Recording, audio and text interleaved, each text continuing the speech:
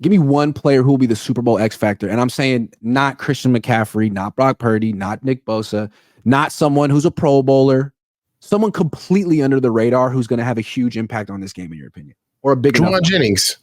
I'm really looking at Juwan.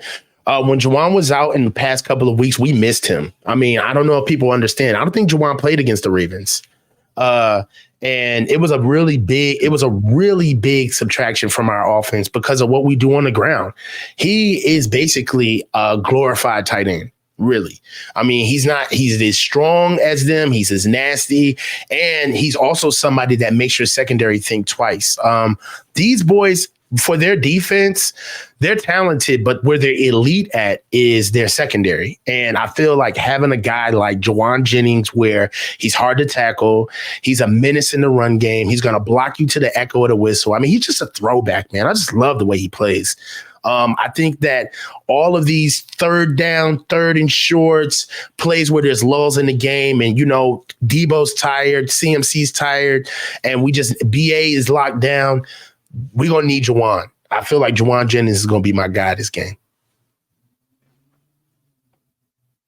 I feel like the thing that's interesting about Juwan is he has all the capabilities to be the X factor. Can't call his own number. When they call his number, he comes through. So it's almost on like Kyle. Like, dude, don't forget about Juwan because the Chiefs will. Everyone does. You can't possibly account for him and the other four guys. You got to let him. Anyway, I'm with that. The other one that I think the Niners can't avoid is Jake Moody.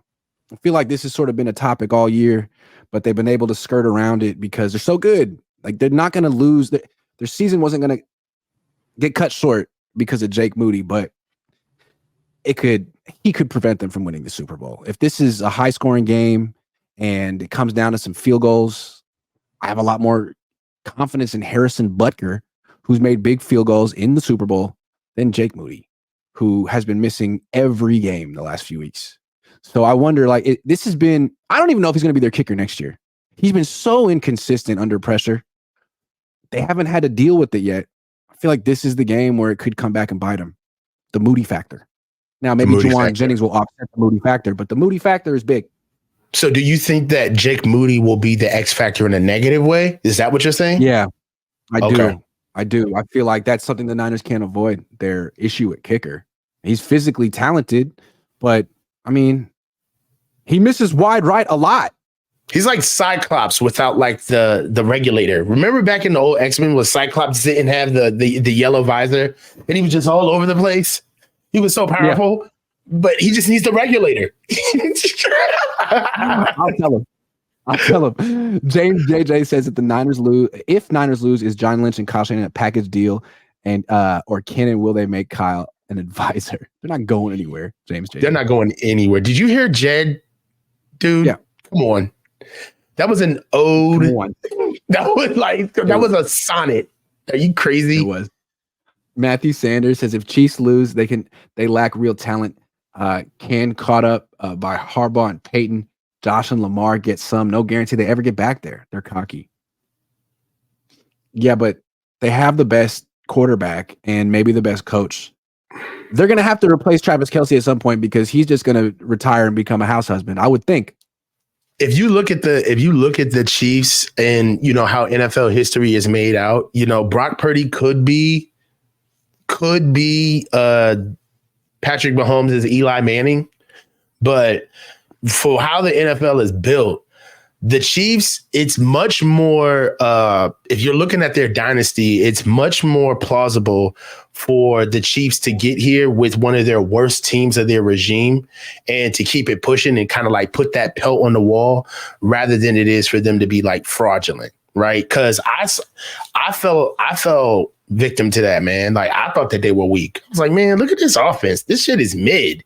Then they got to the playoffs, and I was like, who are these guys? Like, they completely turned it on. So, Hey, man, they here for a reason. I'll say that.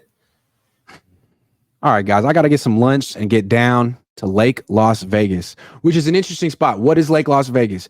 It seems like it's like 45 minutes east, and I'm guessing rich people who live in Vegas who want like a little summer spot in like a gated community, get places, and I think that's kind of what it is. So it's nice. Okay. It's kind of nice.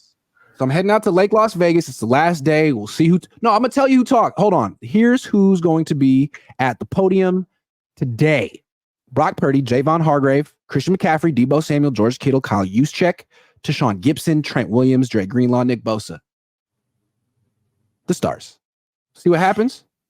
Coach, thank you very much, my man. Make sure you subscribe to the coach's channel.